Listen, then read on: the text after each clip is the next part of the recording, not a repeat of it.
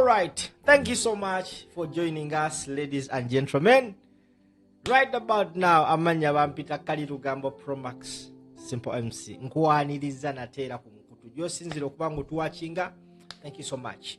This is Verse Strange 256. Omukutu kwogenda okusanga amawulire gonna ge weetaaga okumanya ate nga gali censored. Si kalebule. Now, olunaku lw'ejjo bassebo ne bannyabo, eggwanga Uganda lyakoze ebyafaayo. Bwe tutyo mu ggwanga Uganda twafunye Bishop omukyala, the first female bishop mu byafaayo twamufunye, and guess what? Yabadde si mulala wabula Patience Lwaboogo, mukyala oba muwala wa Yoweri Kaguta Museveni, ate nga ye mukyala wa mwami oba Mr. Lwaboogo. Omukolo guno gwabadde olunaku lw'ejjo. Bishop Osborne okuva mu ggwanga lya America eyazze okumutikira, era bw'atyo ne bamwambaza engule nga Bishop omukyala asoose mu byafaayo by'eggwanga Uganda. Gwe njagala ombulire oba olinayo Bishop omukyala gw'omanyi. Olunaku lw'ejjo yatikiddwa, wabula on that same day era bannayuganda bakubye eriiso ku First Lady Janet Kataha Museveni omulundi gwabwe ogusoose bukyanga alwala mu myezi, ndowooza gibadde giweze emyezi 6 nga Janet Kataha Museveni kigambibwa mbu katono nnyo.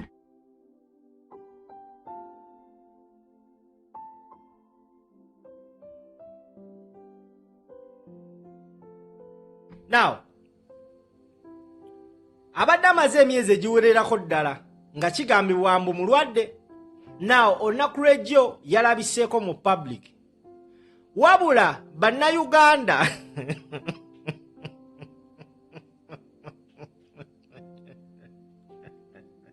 nkolera abantu bannayuganda okusingira ddala ba foot soldier nga wobamanyi nti bo tebanywa matabangufu, era bavuddeyo ne bagamba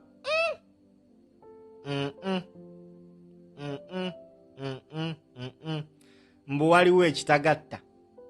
Abaana bali ku mukutu gwa TikTok, sagala nnyo genda mu nsonga za TikTok, naye abaana bali ku mukutu gwa TikTok batandise okusalaasala n'okugattagatta ebifaananyi nga bagamba oyo yandibanga si Janet Kataha Museveni. Bakutteyo omukyalo omu ne bamwambaza masiki. Mu bigambo by'abaana si byange. Kati ensonga eyo nze sigenda gigenda munnyo kuba si yendeese. Ensonga eyo ngenda girekera bannayuganda abeefunira omulimu gw'okukola forensics ku mukutu oba ku mitimbagano batandise ddogattagatta obufaananyi.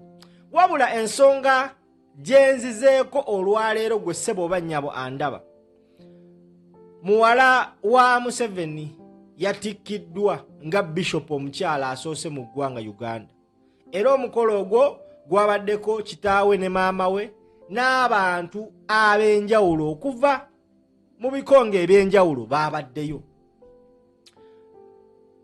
Olwamaze okumutikkira, Abanayuganda bangi nnyo abali concerned batandise okuvaayo okwogera ku matikkira ga Patience Lwaboogo ono. First and foremost bagwogerako mu kitindi Patience Lwaboogo ye Bishop omukyala asoose. Ekyokubiri, Patience Lwaboogo muwala wa Museveni. Ekyokusatu, Patience Lwaboogo ono muganda wa General Muhoozi Kainerugaba. So abantu bangi nnyo, buli omu alina endowooza ye, buli omu alina feeling ze, yavuddeyo okwogera ku mukolo guno ogwabaddewo the bayise the consecration day, olunaku olw'ejjo bassebo ne bannyabo. Omuntu eyasoose okuvaayo okubaako byagamba Patience Lwaboogo, akisooka abasinga basoose mu congratulatinga. wabula abalala ne bavaayo okumukoshoninga. Ekisinga okuneewuunyisa ku mikutu gye mugatta bantu ye division eriwo mu famire eno gye mbadde notisinga okumala ebbanga. Buli muntu mu famire ya Museveni yavuddeyo okuyozaayoza Patience Lwaboogo ono kukutikkira kwe, naye muganda we waddako Muhoozi Kainerugaba tannavaayo. Omanyi atera nnyo communicatingira ku mukutu gwe gwa X, tetumanyi oba yamukubidde akasimu. But ku mukolo abaana ba Museveni bonna babaddewo, maama yabaddewo, abaana bonna babaddewo okujjako Muhoozi yataalabiseeko. Omuntu omuyangambye munno yatidde bwennaku nyo kigenda bakizibu nnyo osanga kigenda beera lweyo osanga Muhoozi ne Museveni mbukati beefudde ng'Ebungereza. Ebungereza the two prince abali in line tebasobola travelinga bombiri. For example, Prince Charles tasobola travelinga na mutabani we the next in line. Nti baba bagenda somewhere ono alinya nnyo yiye n'oli alinya nnyo yiye, ono avuga mmotoka ye n'ono avuga mmotoka yiye, nti in case of an accident oba any something omu asigalawo okubanga atekinga over the throne. Kirabika nooza bakitandise mbu bwempulira. Naye ekyasinze otwewuunyisa n'otwennyamiza beba apologists, one of Muhoozi's apologists eyalaze eggwanga nti wandibanga waliwo bad blood between these two. Thomas Tayebwa, deputy speaker w'eggwanga lino, avuddeyo n'aposika n'agamba nti congratulations Bishop Patience and the entire Kaguta family on the milestone. Obubaka obuyozaayoza n'obukulisa family eyo ku kye batuuseeko. Kati ekyasinze okuba bannayuganda enkyukwe n'okwewuunyisa n'abagamba something is not happening. Omusajja olutaddeyo positi eyo omukulu amanyikibwa nga Kabanda Daudi, Muhoozi's apologies, yagamba nti nze Muhoozi kyandagira kyenkola. Avuddeyo ye n'agamba nti which milestone? Question mark. Awo nenfa. Awo nenkola ki? Nenfa. Now, apart from this one of the people abaloza ku the brutality abaloza ku kutulugunyizibwa kwa Muhoozi Kainerugaba, muganda wa Patience Lwaboogo gwe batikidde nga bishop omukyala asoose mu ggwanga Uganda, avuddeyo n'awandiikira Patience Lwaboogo ogubaluwa namutayiika nga guwanvu. Nange omayinzi nange siwena ebbaluwa ngikuleetedde, tambuza video ngikuyitiremu. Amanya bampita Kali Lugambo Promax Simple MC omukutu gwoliko nkiddamu gwa verse strange kwoli wana wokka wogenda ogasanga. Tetulimba, tetuwaayiriza, tetwogera kalebule, gabeera authentic. Ebbaluwa yakakwenza lukira basajja gye ngenda okuyitiramu enagiwandiikidde Patience Lwaboogo gwe baakatikkiranga Bishop omukyala asoose mu ggwanga Uganda. Amugambe nti dear Patience Lwaboogo Museveni, congratulations on your consecration as Bishop. You are, as far as I know, and admittedly with little concern for your family's ecclesiastical inventory. Oluzungu lugenda lunenemu mweno video munansonyiwa mweno posti yakakwenza naye ngenda ddukwata mpola kuba abasajja bano ngeri gye bawandiika nnyo ebitabo mu luzungu batuuka ekiseera ne bawunga naffe ne batuwundizaamu. Amugambe dear Patience Lwaboogo Museveni, congratulations on your consecration as Bishop. You are, as far as I know, and admittedly with little concern for your family's ecclesiastical inventory, the first person in the family to acquire such an honor, assuming that the title is not as cosmetic as your brother's rank for Ame of Army General kakwenza osabula amugambye omukwano Patience Lwabogo Museveni nkuyozaayoza kukutikkirwanga bishop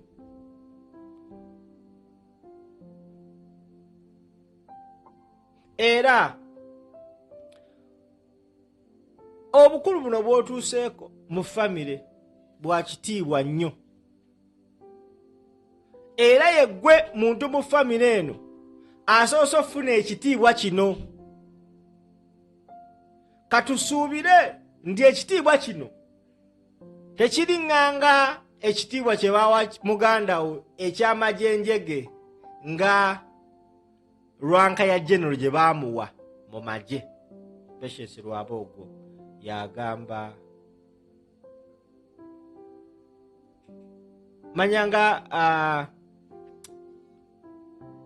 Kakwenza awandiikidde muwala wa Museveni Patience Lwabogo ebbaluwa eno.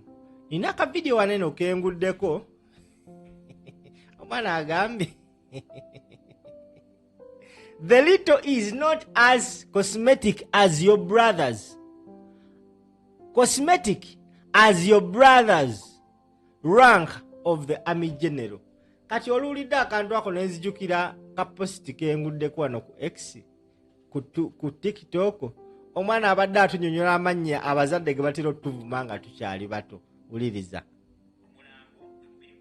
Enjole gwe mubiri gwa kabaka ng'akisizza omutugo, embodooli gwe mubiri gw'endiga efudde, ekeege gwe mubiri gw'embuzi efudde, emmome gwe mubiri gw'ekyennyanja ekifudde, enkolobe gwe mubiri gwa kkapa efudde, omujega gwe mubiri gw'ekikere ekifudde, so ng'enkudumu gwe mubiri gw'emmese efudde, omuguta gwe mubiri gw'omutabaazi oba omulwanyi afudde, ate ng'omutulumbi gwe mubiri gw'embwa efudde.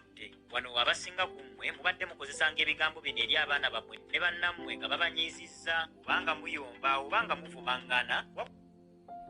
Ako just munasonyiwa nkayisizza abuyisa mbadde sinakayisawo naye kamaze nekayita entulumbi yesinza okunyumira.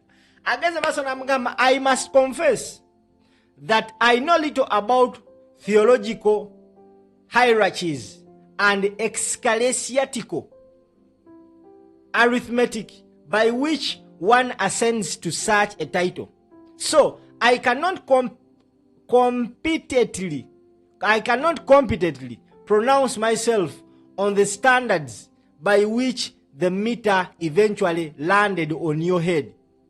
But now that you are a bishop with that magnificent crozier in your hand and the meter sitting authoritatively over your head, perhaps charity should begin at the State House Entebbe.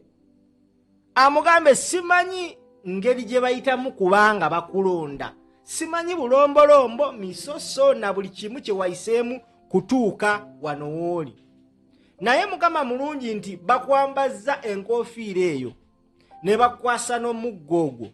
Era tubadde tusaba okozese obuyinza obwo empisa otandise ozikwasiza mu maka ga kitaawo Entebbe. N'agenda maaso n'amugamba, can you use the shepherd's staff to beat away the demons of your father's rule over Ugandans? Can you use your newly acquired ecclesiastic authorities to confront your brother's conduct towards fellow citizens? May Ugandans have languished in prison, torture chambers and basements. Others have disappeared.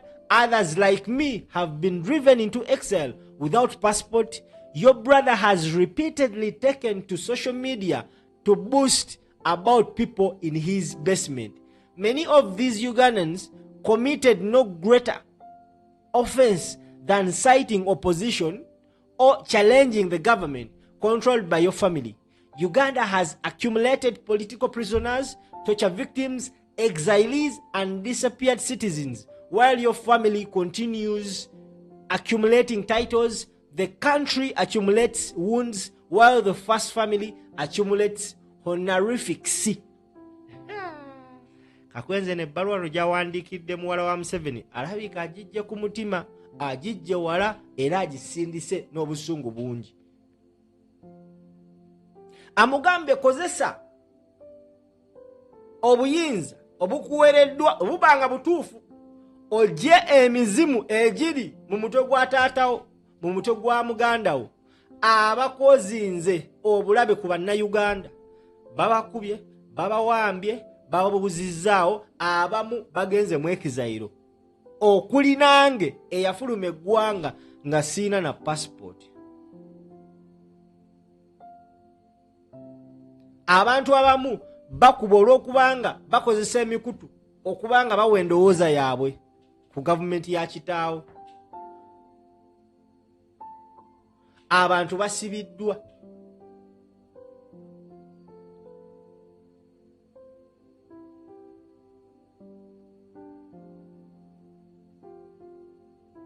Abantu babonyaabonyezeddwa nga mwe famire yammwe eyongera kubanga efuna bitiibwa.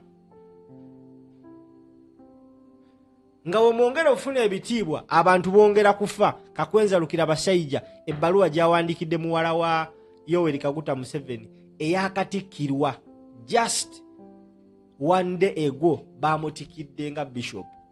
Abantu abamu abalozezza ku bukambwe ne ku kubonyaabonyezebwa nga famire eno yebuleeta, abamu bagambye yes, Mukama mulungi, muwala waabwe afuuse bishop, kati ke kaseera omumubuulira ebibi ebiri mu famire yaabwe. Oba oli awo bayinza okuba badde nga babikola nga tebakimanyi nti nga babikola nga tebamanyi tebalina bikola. Kati the fact that his daughter and the sister has been publicly announced as a bishop, I strongly believe aina kubanga atandikira kusomesa mu makage era namulistingira ebibi famire ye byekoze Uganda nga bikulembeddwamu kitaawe kosa ne muganda we General Muhoozi Kainerugaba.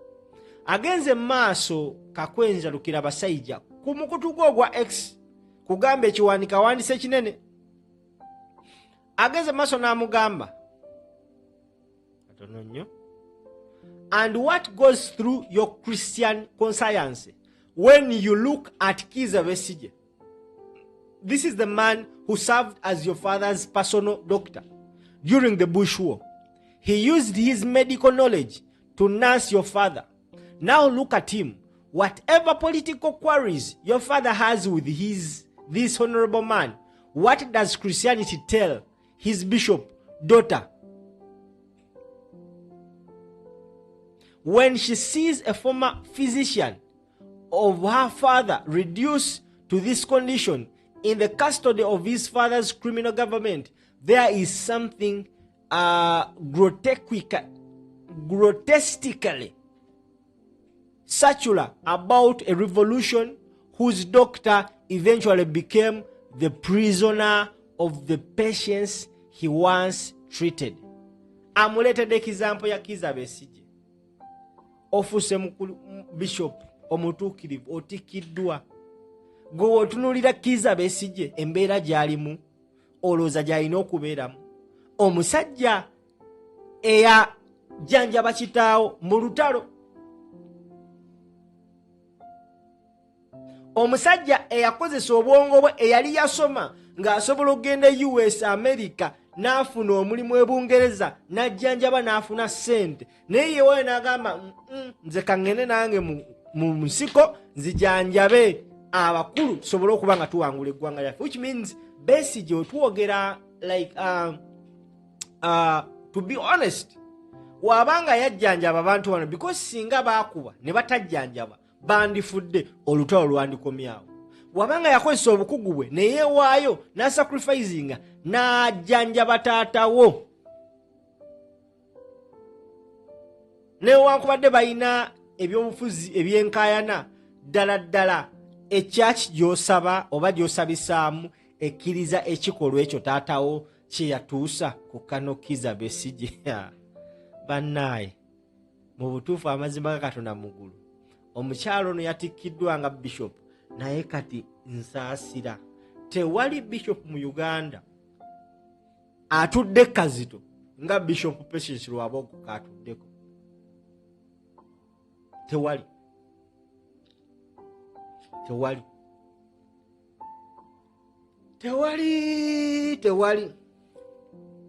Kubanga omukyalo n'okubanga atikiddwa nga bishop agenda kubanga alwanagana ebintu bibiri, unless wabanga yateereddwako just nga byamayirizo. By the way, nakyo kisoboka, basobola ogamba yes katumutikkire tukulietingawo because ko ka diversion kaze jama olire gabadde kuye bwe kibanga kyabadde nga kyaddala yatikiddwa ebyaddala, alina entalo bbiri zagenda fightinga ng'omuntu. Olutalo lw'Abannayuganda abagenda omusitako pressure because wabanga bishop yatikiddwa alina okusomesa the teachings in the Bible. Ebikolwa ebikolebwa taata we ne muganda we, I don't believe they are written anywhere in the Bible. Nti ojja kukwata omuntu omuse mu basement omukuba omwambule oteke ebifaananyi social media. There is no that teaching in the Bible. Ate nga ono bishop byalina osomesa. So kati alina okulwana ennyo ne famire ye. Ate nga ne bannayuganda bamutadde ku nninga. Tannaba nakubugumya ntebe nga Bishop Kakwenza yamukedde n'ebbaluwa. Nkyagikusomera bannaye, by the way mpanvu. Ebbaluwa mpanvu mukko. Naye Kakwenza awandise ebbaluwa eno nga munyiivu ate nga ali straight on point. Talina budde bwa kwemotyamotya. Kati vuga video ebbaluwa nkyagisoma kuba yongirina. Agenze maaso n'amugamba, that is what makes your consecration interesting beyond the church ceremony. Unless the bishop's title has landed on a head, unwilling to understand its moral burden, just as military stars can sometimes land on shoulders without importing the wisdom supposedly accompanying them. There is something magnificently absurd about the producing a great general and a great bishop from the same presidential household, while the public beneath them groans. Kakwenza nonna atabuse. Amugambye okujjako nga okukufuula bishop gwabadde just mukolo yesterday.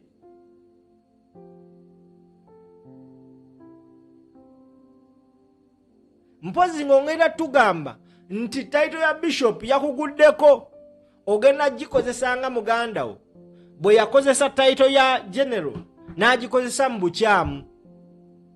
Era mugamba mpozi ngongera tugamba nti ogenda kukozesa title y'obwa bishop ogikozese mu bukyamu nga muganda wo wabadde agikozesa mu bukyamu, kubanga eno title ina gikozesa kusomesa ebyo bye tusoma mu Bible. Banengezaako batemera obamenyira ebbaluwa ya Kakwenza gyawandikidde Patience Lwabogo. Your father is president, your brother is a general and commander of the army. You are now a bishop. Your mother has occupied high public offices, including the Ministry of Education, although sometimes it is the politicians who appear mostly urgently in need of an education. Between the presidents, military, cabinet, and now the pulpit, your family has accumulated enough jurisdictions to govern the living, command the armed, educate the ignorant, and negotiate directly with the heaven. Yet beneath this magnificent family curriculum, vital sites another Ugandan populated by political prisoners, torture victims, exilees, disappeared citizens, people living with HIV, corrupt, malgreen public servants, and collapsing institutions. At some point, one is entitled to ask what all these splendid titles are for if nobody possessing them can confront wrongdoings with the household closest to power. A republic cannot survive indefinitely on the curious arrangement whereby one family collects offices while everybody else collects grievances. Amugambye family yammwe occupyinze buli kifo. Family yawe gyosanga president, family yawe gyosanga first lady, family yawe gyosanga akulira amagye, kati family yawe erimu ne bishop. Lwaki temukozesa ebifo bino byonna bye mwewadde okugyawo amaziga bannayuganda ge balina, ababonyaabonyezebwa, abasibiddwa, abattiddwa, abatasoma? Lwaki temukozesa family yammwe eno nga maama we yaliko minister education, lwaki teyakozeseeyo okubanga ayamba mu ministry of education kuba yali edda obonkanye? Kati naawe tubadde tusaba okozese ekifo ky'ofunye ekirala kino eky'obwakatonda okutandika osumba ng'otandikira mu nnyumba yo, kubanga family zonna ziri mu kubonaabona wabula mwe muli mu kukuŋŋaanya bifo. Kati mufunyeyo n'ekyobwa bishop. Kati amugambe nti mutufuze bubi, muganda wa muwamagye atukubye ekibooko, maama mwe yali minister of education ng'abaana baffe tebasoma. Kati naawe nnyabo ozze kugenda kuteesa na Mukama Katonda mwongere okubanga mutubonyaabonya. Nekakwenza bannaye. Agenze maaso n'amugamba, a bishop should recognize evil even when it shares her surname. Indeed, that may be real examination attached to your new title. It is easy to preach against Satan when Satan is an abstraction, conveniently residing somewhere outside the family compound. Any preacher can cast demons out of stranger. The serious test begins when the demons know your childhood's nickname. Amugambe bishop yenna, Sabadinkoni yenna, omwepisikoopi yenna, walaba ekikyamu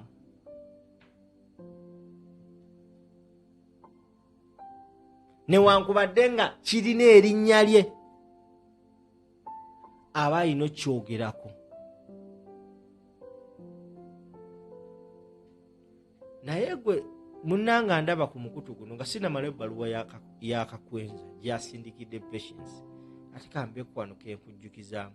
Simanyi bamubadde mugoberera nnyo abantu bano. Balina engeri gye bazze bavugamu ekintu kino. Ndowooza mubadde mugoberera nnyo okuva twamala okulonda. Kati ntandise n'otegeera nti olutalo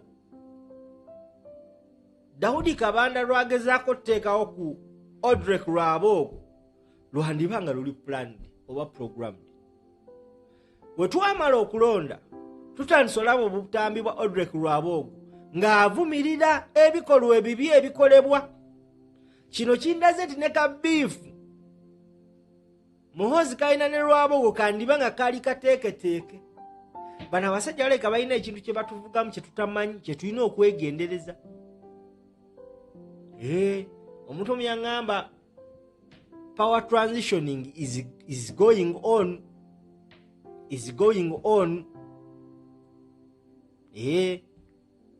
Kuba kati nkyebuuza ddala mu mazima ddala aga Katonda mugulu gwe Munnayuganda ndaba. Patience Lwaboogo muganda wa Muhoozi Kainerugaba. Muhoozi Kainerugaba yakulira PLU. Kabanda gamba omuntu gwasinga owulirira mu Uganda waneeno ye Muhoozi Kainerugaba. There is no way you can tell me nti Muhoozi Kainerugaba ne Patience Lwaboogo gwadda amuddako nti tebeeyagala to that extent. Kabanda watuukira okugenda ku post ya speaker Tayeebwa nga ayozayoza Patience Lwaboogo on the milestone. Kabanda n'atika which milestone? Ndi mu kunoonya biifu ya Kabanda ne Lwaboogo gyeva nga mbutuufu sirabawo. Nga sirabawo. Vuga video banaye akategedde. Vuga video gwakategedde nkubulira ekiddako.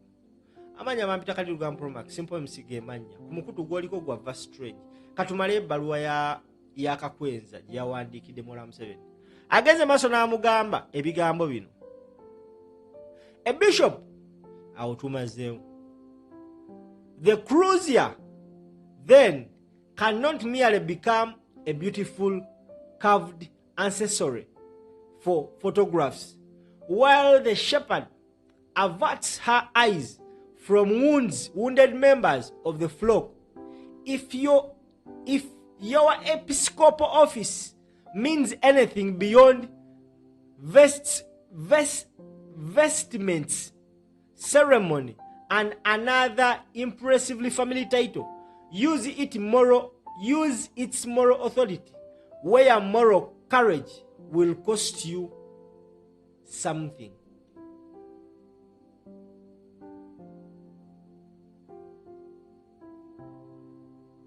Unless ng'otugamba ofisi yo gy'ofunye ey'obu episikoopi ogifunye just kwambala bwambazi majowoojo nakutukikinalako nakutugejjako ffe nga bannayuganda boogenda okulyowa emyoyo tujja kusiima nnyo singa okozesa ofisi yo eyo okwogera ne ku bibi ku bikyamu ebikolebwa because n'abantu ababaddewo okusooka ba bishops ab'enjawulo bazze nga babivumirira bannaye wano watulaga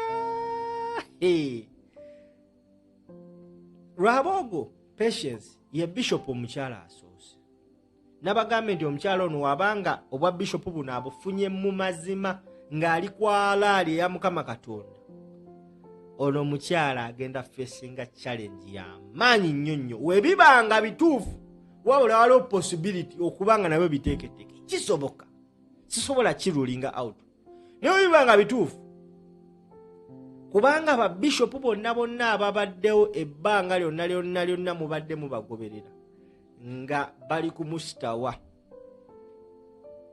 nga boogera ebituufu kati just imagine ne lukya ku makya nga one day ebibi muhozi byakola ku baana ba NUP ng'omukyalo ono alina okubyadressinga ng'ayogera ku muganda we Katonda alina okugezesebwa kwaleeta mu bantu bassebo ne banyize nabagamba nene enkyukakyuka Mukama Katonda alabika agirimu oyinza n'okusanga Katonda enkyukakyuka n'agirimu ebitundu nga 9 ku buli 100 nga tetumanyi ng'aleeta okugezesebwa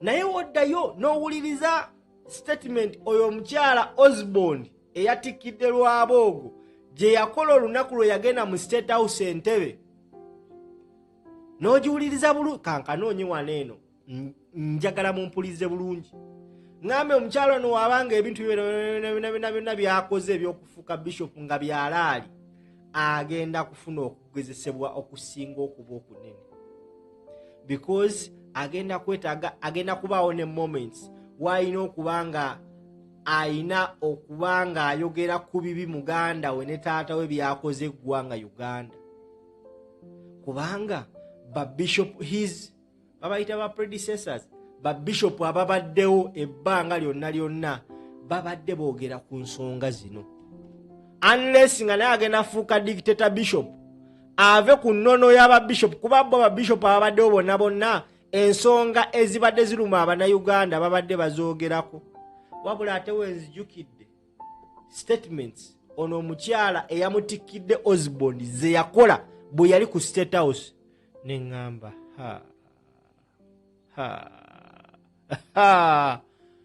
njagala owuliriza ebigambo Osborne bye yayogera bwe yali mu State House nga zze okwetaba ku guno omukolo yayogera bw'ati wuliriza video katukomeo. And I were here for 7 weeks, and you know what was going on in Uganda in 85. You were on your way, coming in to liberate the people and to establish a peaceful government.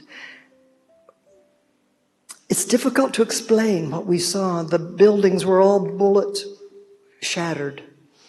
There were no paved streets in Kampala, dirt, big potholes. curfews at night, people being shot in the streets at night, wild dogs and vultures eating the bodies. I remember that very well. War is not pretty. So when people criticize, I remember. Young people don't know what it was like, but what you have brought over 40 years is historic.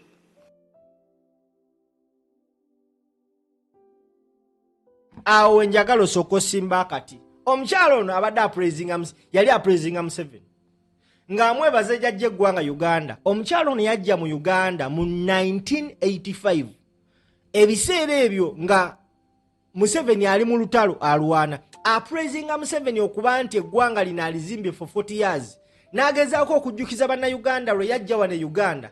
Abantu nga bakuba ebizimbe nga byononese nga enguudo zononese. Naye ne yeerabira point nti who brought that? Kuba gamba yajja mu 1985. Awo 1985 Museveni yali alwana. Mu 1986 lwe yatwala obuyinza. Ekitegeeza olutalo olwo yalutandikawo yali ani? Yali Yoweri Kaguta Museveni. Osborn yali yerabidde nti bannayuganda wadde tetwaliwo nti tukyategeera tusobola okusoma okumanya n'ogattagatta ensonga. Awo Max Osborn abaazi tafunyeewo kikuzaale ne ŋŋamba nti omukyalo ono Lwaboogo famire ye musaasire. Kuba kati Lwaboogo waba naye ng'agenda kujayogereza statement mbu kitaawe yajja eggwanga mu matigga ng'ate olutalo yaluleeta. Wabula ate banenya bannankyukakyuka okuleeta olutalo abali peaceful and non-violent. Ebyo ebigambo bya Osborn eyatikidde Patience Lwaboogo byayogedde ku mukolo ogwabaddeyo olunaku olw'eggulu. Bannaaye kali lugambo Promax gemanya Simple MC omukutu gwoliko gwa Vastrange. Woba otulaba gy'osinzira okuba ng'otuwaakinga nsuubira era ne nkusaba ne nkwegayirira onnyamba ovuge vidiyo eno etuuke ku buli Munnayuganda. Sigenda kuba nga nsukka wano eno wabula ngenda mmaliriza nga mbeebaza okuba nga mutuwaakinga. Thank you so much. Gwatuwaakinga for the first time nkwaniriza era ne nkusaba kindly subscribe to this YouTube channel ate otapping the notification bell such that whenever we come with more information you're always notified nti tuzze omukutu kwoli. Bassebo ne bannyabo abalungi abaagalwa abatulaba abatuwagira mubeere bulungi mweraba ndowooza ne bwentema.